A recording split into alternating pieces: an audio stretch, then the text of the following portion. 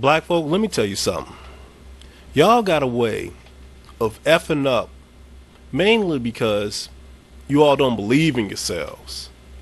And you don't believe in other black people because you all don't believe in yourselves. Now, you look at, for instance, DarkOneSun's book. And, you know, he wrote this book and he had complaints, mainly because, you know, people egged him on to write the book, and he actually wrote the book. And it's a 646-page book.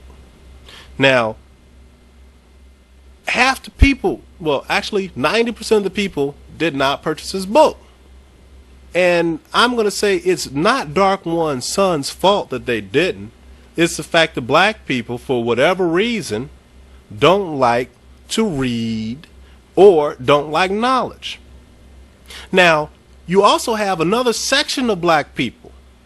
They want to stay stuck in the past, talking about slavery and everything else. You all don't update your information, so therefore you look ridiculous. You're still reaching back and reading books from the 1960s and 70s. And half these books were written by morons. Half these books was written by jailbirds. Y'all pick up books by Eldridge Cleaver. This dude was a stupid motherfucker.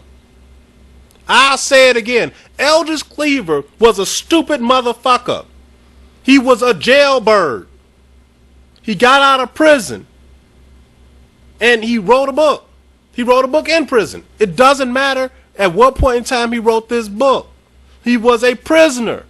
And he was a prisoner because he liked raping women, both black and white. And you morons take this book as gospel. He said dumb shit in it like the black male prisoner is the same as the black male corporate executive. And you believe that dumb shit. That's stupid. You can't be the same. Y'all gotta have a fucking line, man. You gotta have a line in the sand that separates you from an asshole, a criminal, a rapist, and a murderer. But y'all keep going back to that dumbass shit because you're stupid. When you can update your brain by simply picking up new literature, you all will miss a renaissance because you want to stay stuck in the past over a jailbird's writings. I can say what I want because the evidence is clear. Ain't nobody else reading that book. Ain't nobody else reading that book because they know it's by a jailbird. You ain't going to see any of these a competent news agency, let's say on PBS, talking about how awesome Eldridge Cleaver was. Because they would look insane. He was a rapist. So update your material. Let me start you guys out. Give you some help. Because y'all busy listening and not reading. I know all this stuff is just entertainment to you, but it's time that you all have a thirst of knowledge. Let me flip some of these pages. You hear that? See, this is paper. I know you ain't heard of paper before because you're black. You want to take everything easy. You want to get the Cliff Notes. You want to get the book that is on tape. You don't want to think. It's hard, you know. Shoot, you came from a school with a 3% reading level because you was born from a thug and a mama that was too stupid not to have sex with a thug. You're afraid of paper.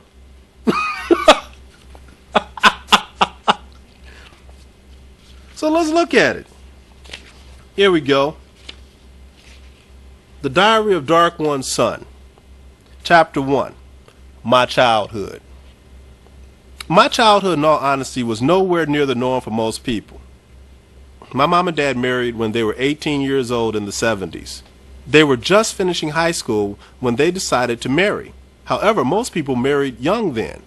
The home life for both of my parents wasn't the greatest, especially my old man.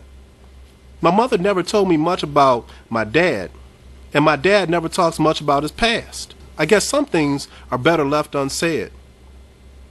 The one thing I do know, though, is the home life was turbulent for my pops. He grew up in a household along 3 other siblings, and he was the second youngest of 4. My grandparents named him Rick. My dad grew up in a time period that was not too kind to black people. What time has ever been? He was born in the early 50s, a time marked with stark racism and prejudice. His dad, my granddad, worked for a company called Eli Lilly, a major company back in those days. An extremely handsome man, my dad told me my granddad oftentimes felt repressed and frustrated with his life. Like many black men, including myself, he felt as if he wasn't in control of his life, as if some force outside of himself was pulling the strings on his life, as if he were some puppet. I know, because I feel the same way, now that I'm a grown man. Unable to take out his anger and frustration on the things bothering him, the system in which he lived, he resorted to taking it out on his family and those closest to him. They say that there is nothing worse in a household than an oppressed black man, and they can't be more right. My granddad became a terror in the household, and this had a tremendous impact on my old man, who never really got the love he wanted from his dad that he wanted as a kid. When I first heard from my dad about how my granddad was, I didn't care for him too much. I thought that he was a very mean and evil person. But after hearing all the things that he went through, I began to see why he was that way. My granddad was a man who practically raised himself. My granddad's mother, who had other sons and daughters to take care of, couldn't afford to take care of him. So she left him on his own at 12 years old. This event would shake anyone.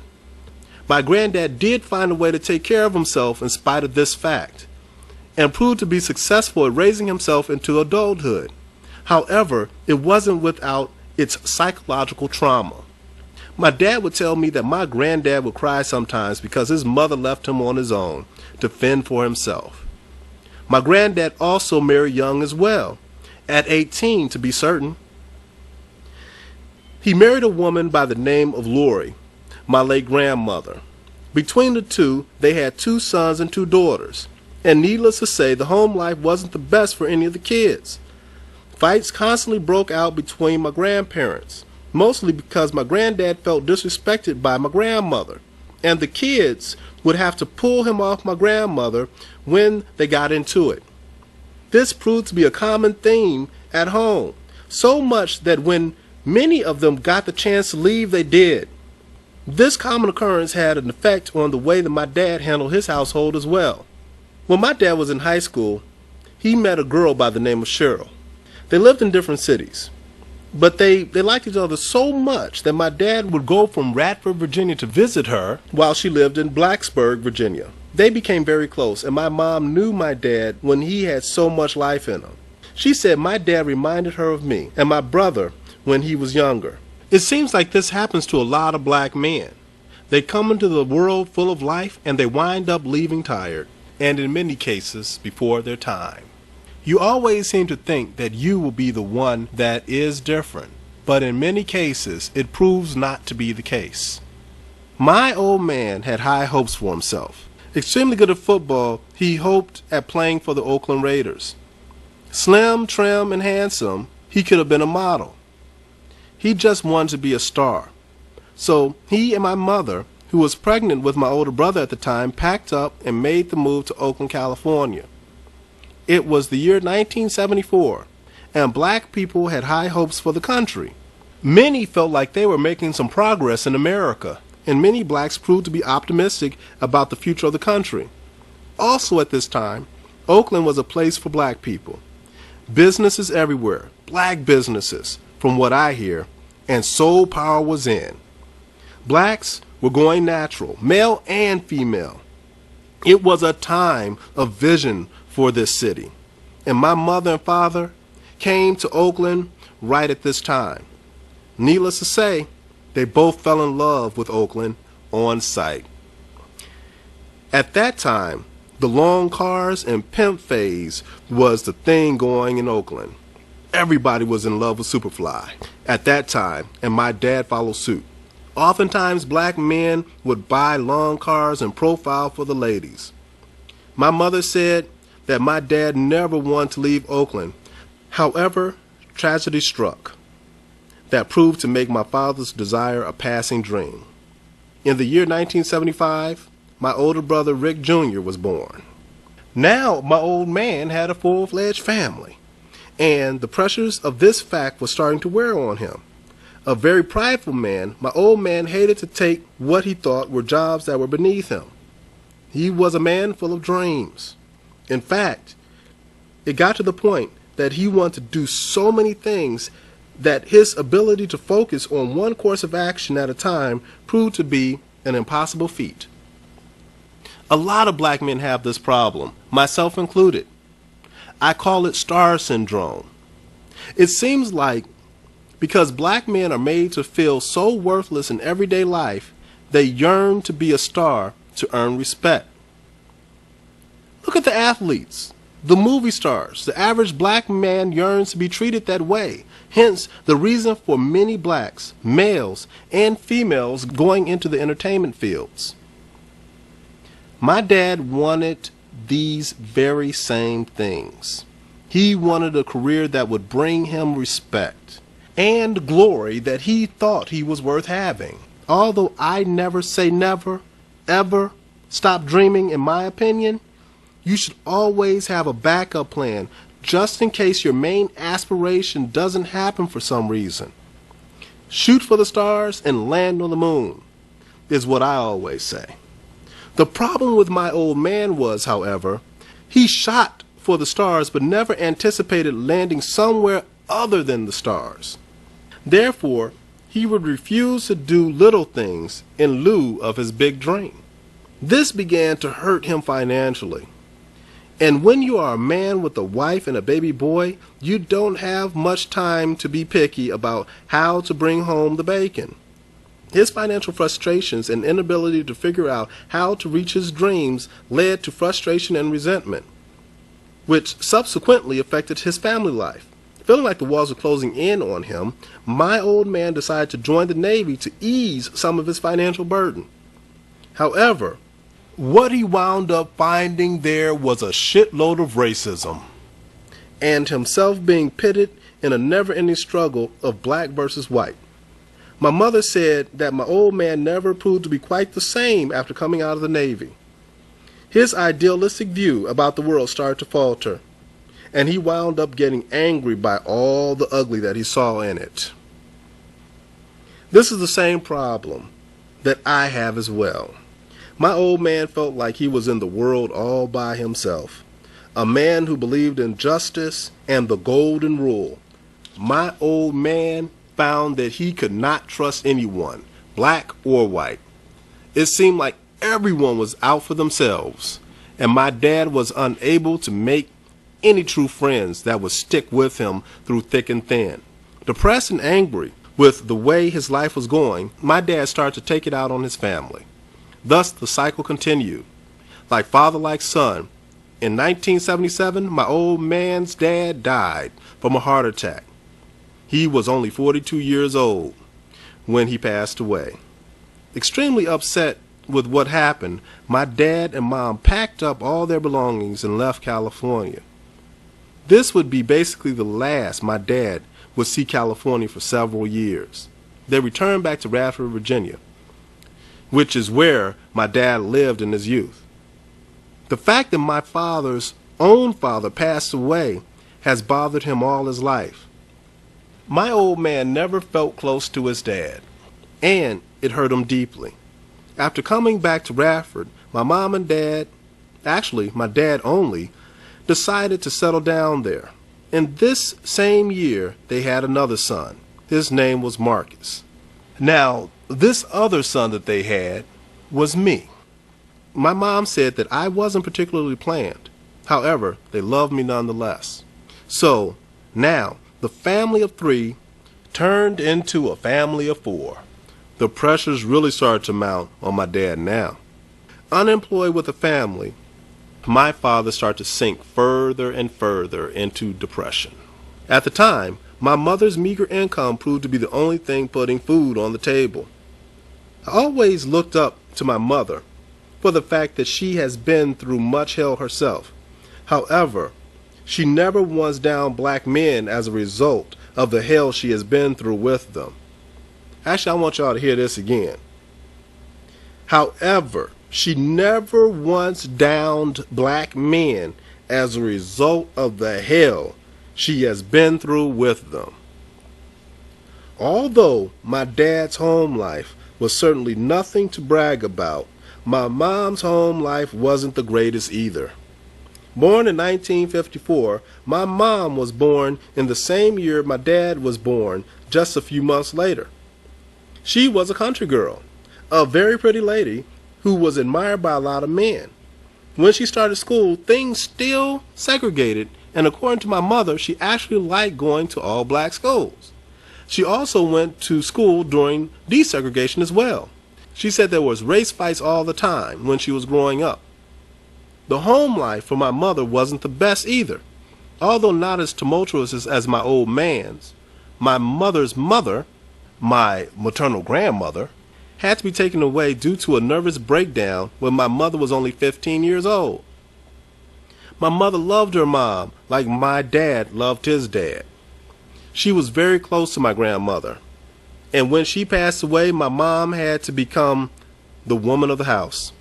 She basically took care of her 4 younger siblings at the time while she was in school. Not too long after her mom's breakdown, my mom and dad met at a football game. They were basically high school sweethearts, and my parents stayed together all throughout high school. They married afterwards. Did you hear that? They married afterwards. They got married. Anyway, my mom landed a job at a small, burgeoning insurance company in California.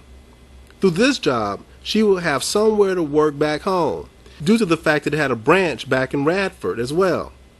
So, you had 4 of us living on my mom's income. My old man wasn't happy with this fact one bit. Although my dad applied for and worked many jobs, his ability to stick with one proved difficult. Something would always happen that would cause him to leave the job he worked at. Therefore, his contribution to the household was somewhat random. Now, to the brothers, now this is me talking to Calvary. To the brothers, a lot of you guys figured out basically what happened to the brothers in the past and how they failed. Look, number one, it was hard out there. But you have to remove certain things from your life in order to become successful. So we realized having kids too early would make things difficult if you wanted to be a star. So the smartest brothers X'd out the fact that they would have children early. I'm telling you, it makes things a hell of a lot easier when you're going to do something amazing, not to have children, that you have to take care of. They depend on you. Another thing that brothers figured out was actually getting a job when you're supposed to be a hero. Actually getting a job when you're supposed to be a commander is a bad idea because you have a hard time taking orders from somebody else. What the smartest guys did was basically not have children and create their own jobs. Therefore, that they would be the commander of their own ship. So, 2 lessons learned. Also, I'm going to add this part to it. One of the pitfalls within the black community is the fact that African American women, especially in this day and age, have to and require that black men have children with them instantly. And the reason why is because their mama had children early, their sister had children early, their best friend have children early. And all these women converge on this woman And she's excited about having kids because all the rest of the women have babies running around all over the place. And she's like, where's hers? The problem is black people don't conceive of a plan. They conceive children quick. You have to have a plan for your life and then include the children in the plan. But complete your plan first.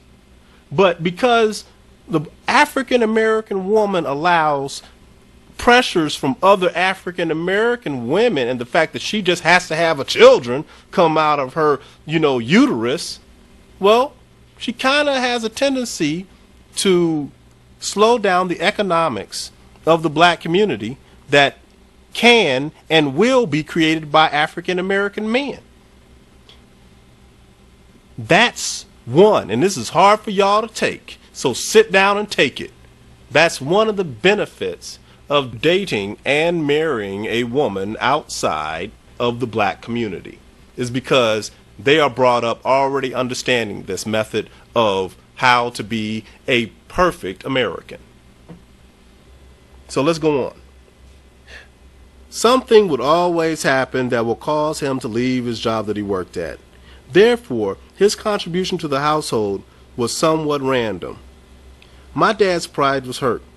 His dream that he had as a youth seemed to be fading, and he was at a crossroads in his life. He felt like he was too old to dig up his dreams from the past and too old to establish new ones. Although this was really not the truth, meaning he could establish new dreams, he didn't know exactly how he wanted to do this with his life. So in the end, he wound up doing nothing at all. He began to feel like a failure. And this anger of his at himself caused him to go into a deep depression. It also caused him to beat the living daylights out of my mother on many occasions as well. There were just too many things going wrong in my dad's life. His dad passed away. His dreams of playing football or doing any of the other things that he envisioned doing passed away. My dad quickly found himself left behind. All these factors proved to be so painful for him that it triggered his schizophrenia. So basically, my mom had to be the head of the household due to my dad's illness and depression. This proves to be a common theme in the black community with black women and black men. A lot of times, due to all the pressures black men face in the world, they're not able to lead the households like they would want to. So it winds up putting a lot of pressure on black women to be the man and the woman of the house. Honestly, I can see why black women get frustrated many times and overwhelmed. They aren't really allowed to play their God-given roles in the black family, and neither are black men. This fact is causing serious friction between the two genders, a friction that is spinning dangerously out of control. During this time, my dad used to just do nothing but sleep. In fact, my dad was like that for a long time afterwards too. When I became a grown man myself, I began to understand the root of why my dad slept so much. However, more about that later. My dad would also go through serious spells in which he would raise all kinds of hell in the house. He would also beat my mother too. After a while, it got to be so bad in the house that my mother had to take us and flee from my dad. They divorced shortly afterwards, after 13 years of marriage. During this time period, my mom had to find somewhere else to live. For the next 5 years, my home life proved to be very peaceful and very happy. I had a happy childhood in elementary school. Due to finally being in a stable environment, I made the honor roll several times. My brother and I both did, and honestly, things looked rather bright for the future. However, this happy time didn't last long. My dad, due to being lonely, sought drugs for a way to ease his pain. Don't get it twisted. My brother and my father and I had, and still have, some great times together. We used to play pool together, watch movies together, and just sit back and talk together. I love my dad dearly. In spite of all his mistakes, he has come a long way. We actually had fun after my parents separated than when they were together.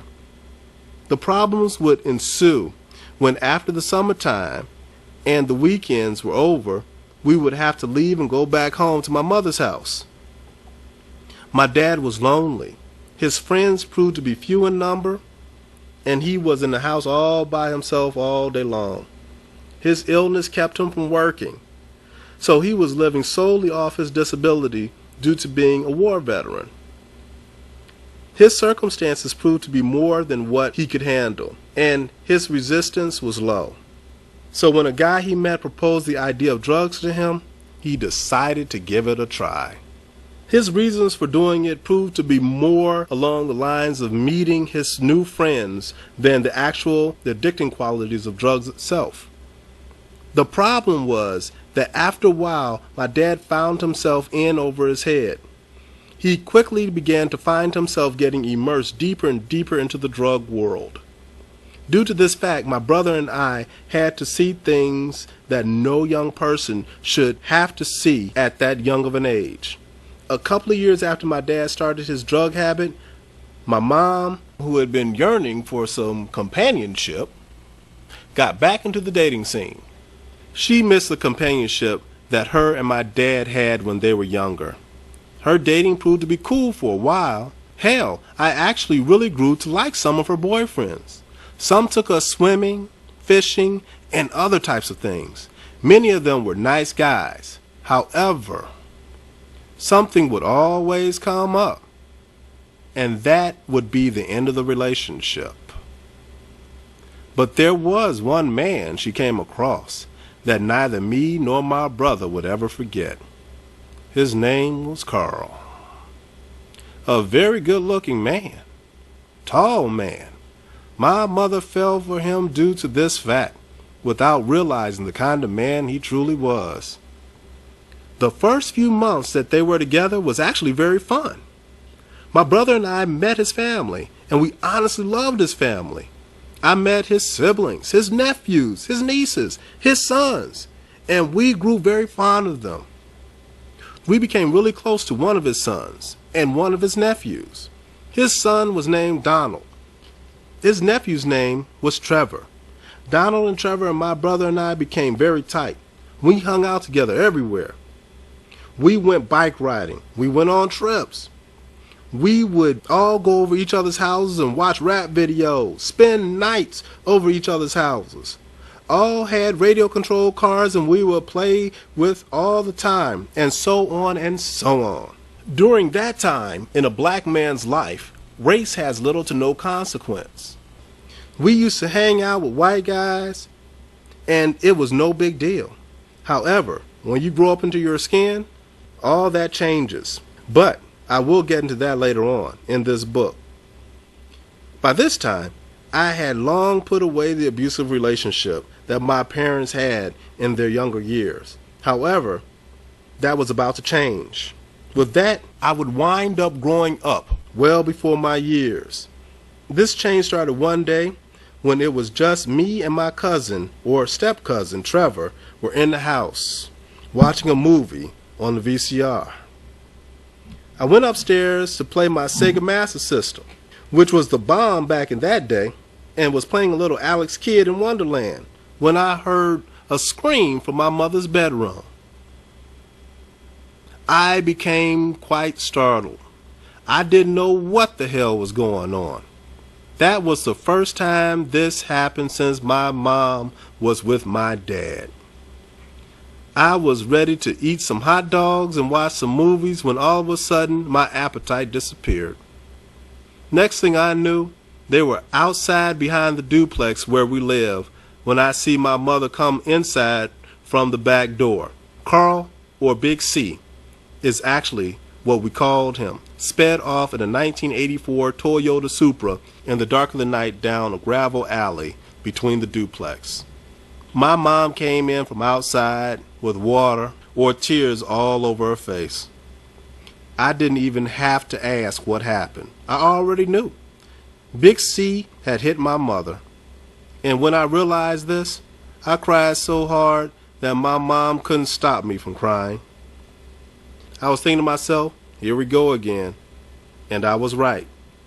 This would continue to get worse for many years to come. Any thought of having a childhood was destroyed that night. After a while, the beatings seemed to happen every night. I can recall hearing my mother scream so loud at night that at times it would wake me out of my sleep. It always seemed to happen when my brother was gone over my future stepbrother's house. I was always alone there, and I always had to hear the sound of my mother getting her ass kicked all over the room every night. It got to be so bad, I hated coming home from school. My grades began to drop tremendously. I went from A's to B's to D's to F's to subsequently failing completely. I remember looking around in my classroom realizing that I was the only one in there going through the hell that I was going through. I talked to my 6th grade teacher about the problem, but the truth is, what could she have done to help me? I was stuck, and my family life was falling apart. This knight in shining armor that my mom thought that she had met became the devil come to life. He was vicious. I can recall him beating my mother so badly he broke her arm. When I asked her what was wrong, she said she slipped and fell. Yeah, right. She slipped and fell all right, slipped and fell into Big C's fist. Now I'm going to stop right there, because I know there's about 1 billion black women sitting up there like, see, black men. No, I'm going to stop you, because it's more like this. See, your black asses keep choosing the wrong motherfucking men. She had a bunch of nice guys that she went through, but I guess they wasn't knocking upside the head hard enough, because this is the guy that she stuck with. And then you want to blame the young black man. Why is he failing? You want to blame him. Did you ever consider that he may be failing because his mom is making poor choices? 6th grade? Man, y'all like fools. And brothers is getting tired. The excuses is not adding up. So let me get back to it. She tried to lie to protect me, but it was too late. I had seen too much. From him burning her on the mouth with his cigarette butt to him breaking her arm from constant beatings. I was a boy who grew up way too soon. Oftentimes my older brother, when he was there, would get into violent arguments with my future stepdad over his constant beatings of my mother. Arguments that will culminate into something far worse in the future. Let me say that again. I want y'all to hear this part right here. Oftentimes my older brother, when he was there, would get into violent arguments with my future stepdad. So just to let you know, black women, you have opportunity to bounce. But you like to stay with an abuser, a complete fool. And you subject your kids to this. Brother's been saying that all over the internet. But let me get back to it. His son also had major problems with him. Problems that affected his life in the future. On the first day I met his son, whose name was Donald, I didn't like him that much. I thought he was a kid with an extremely smart-ass mouth who played too much. After the first day, however, I grew to love him like a brother. He, my brother, and I grew up very tight from then on. However, he and his dad would clash a lot. And I do mean a lot. These clashes with his old man caused his personality to change for the worse. Although he had always been a smart-mouthed kid, Donald was a very good-hearted guy. I remember vividly when my mom bought everybody pizza one night. Everybody claimed a whole damn pizza for themselves, my bro included, and they wouldn't share with me. I went upstairs angry and hungry, and Donald came up and shared his pizza with me. I really used to love that guy. However, his dad always seemed to have a problem with him. I don't really know what it was, and he would beat him like he was a grown man. I can remember vividly one night when I had a sleepover, which entailed me, my brother Donald, and my friend Kevin, and another friend named Asa. Now Big C, who was Donald's biological dad, became adamant about something doing the dishes, and the dirty dishes resembled the dishes in Eddie Murphy's kitchen in the movie Boomerang. After his friend's parents visited from out of town, they were up there. Now, keep in mind that it was 3 o'clock in the morning. It was too late for anybody to be doing anything of the sort. So, when he told Donald to do them, Donald said that he would do them first in the morning, which to me sounded reasonable and logical. But to Big C, it was an act of insubordination.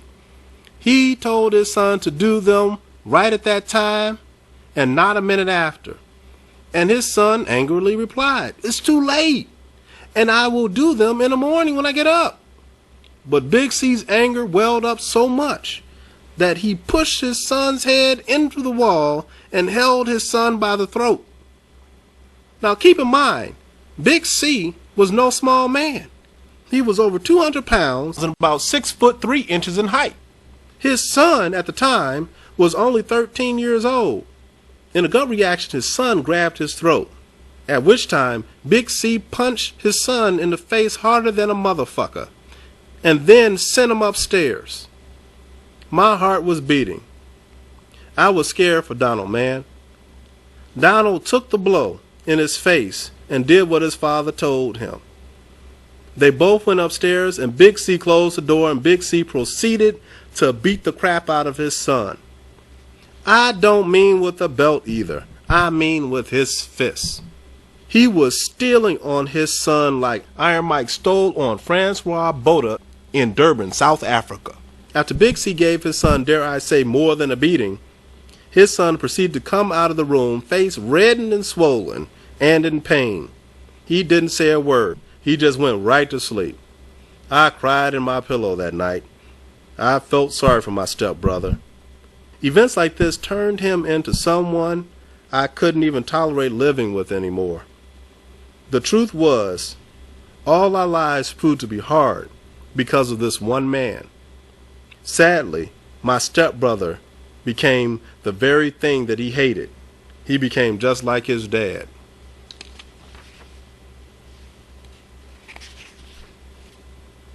So that's the end of chapter 1. I'm just saying, y'all, this was excellent right here. And the book gets even twice as excellent in chapter 2.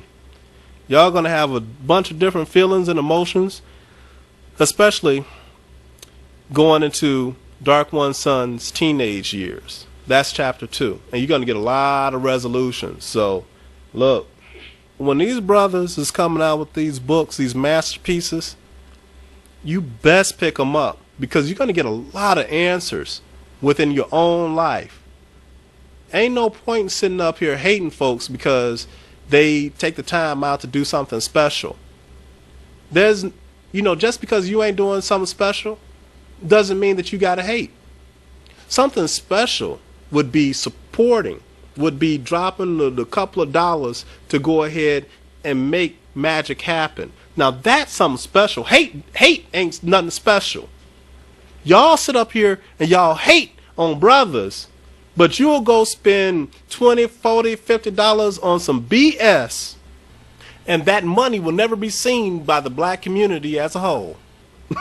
So, look, from my opinion, my standpoint, I don't care for the haters. I don't care for all these black people sitting up there talking about black this and black that, but they won't drop $1 because they mad because another brother is going to make $1. He's going to make their $1. So instead, they will drop as much cash as they can to fill up their tank of gas, but they won't shave off any money for, a fellow black person. They'll buy a big ass screen TV, but they won't shave off a couple of dollars for a black person to increase their knowledge. Oh, hell no. Oh, yeah, y'all go to plenty of movies. Yup. But y'all won't shave off a couple of dollars to make sure you guys have some black infrastructure. To make sure that you guys ain't got to read the same old tired books that effed up your parents' thought processes. You need to be looking at this new stuff. And there's a bunch of brothers, and I'm talking to the black men. Forget the black women. They hate y'all. The vast majority of them do. Now look, to DarkOneSun's credit, he found a sister, or a sister found him, who had sense enough to see the quality within DarkOneSun. And when he asked her hand in marriage, she had sense enough to say, hell yes. That's important. But as long as y'all running around with talking about baby daddies and baby mamas getting, jobs at prison so you can have sex with thugs, you ladies are not going to be the most desired women on the planet, man. Men don't desire women like that. They don't desire women who like to have sex with the enemy. Yes, thugs and jailbirds are the enemy. They're the enemy of the intelligent black man. It used to be white men were the enemy of the intelligent black man. But now it's turned into the thug, the offspring of the black woman is the enemy of the intelligent black man. The black woman herself is the enemy of the intelligent black man. This is screwed up. But to all you brothers who done found something special, y'all might as well keep moving and run with it. And to all you interracial brothers who don't have to go through any of this hell, man, ignore these ignorant people and keep it moving. It's important that you look at somebody else's perspective in life so you can get some of the answers to your own. So, this is the Calvary. Learn to read. I'm out.